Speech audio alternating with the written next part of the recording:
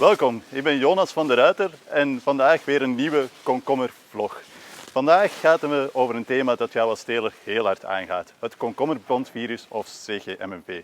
Met de hittegolven die we deze zomer al gehad hebben, is de druk in onze sterren heel hoog vandaag.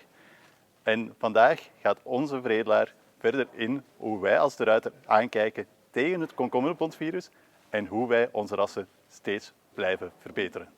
So we are here to talk about CGMMV today. CGMMV stands for Cucumber Green Mottle Mosaic Virus. It's a mechanically transmitted virus. It's been identified many years ago. It's been already more than 80 years. It was first found in England. For many years it wasn't a major problem. But over the years, it started to spread more and more throughout the world. Between 1990s and early 2000s, it started to become a problem for the growers. And starting from 2006, it became really a bigger problem. And it's very widely distributed all over the world, from Canada to France, to the Netherlands, to Eastern European countries, to Australia. So that's why we need to do something about it, and we need to look into our genetic pool to come up with resistant varieties. But having resistant varieties is not enough alone, because this is mechanically transmitted, but also environmental factors have huge impact on the degree of the symptoms as well as the consequences that can be different for each region.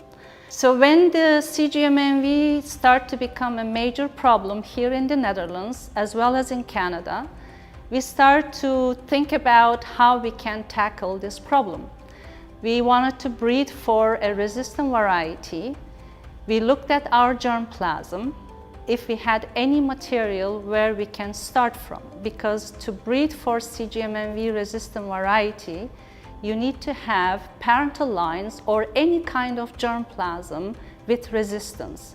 So breeding CGMMV alone is not enough, because we need to still have mainly yield. It has to produce in order to be attractive for our growers.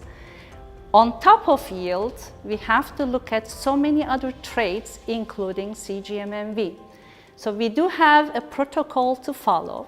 What we do is we look at our initial material, we make some populations, we select out of it, and then come up with resistant material, parental lines, in order to have products in hybrid combinations with also level of resistance that are needed by our growers or customers in general. So we have our own ways of doing things. We have different means, but the most important thing is that how you do it. We need to make sure every step of the way that our material is really performing as it should be. So for that, we need to have controlled environments where we do controlled trials and have equal environmental conditions for all the plants, so that there is really no wrong classification. Based on the results under inoculated conditions, we do select material to go forward with. So it takes time, and every step of the way we have to make sure that when we are getting closer to the end product, they keep performing. Wil je graag meer weten over onze rassen met komkommerbontresistentie? Check dan zeker onze website. Daar vind je ook een handige brochure over komkommerbont.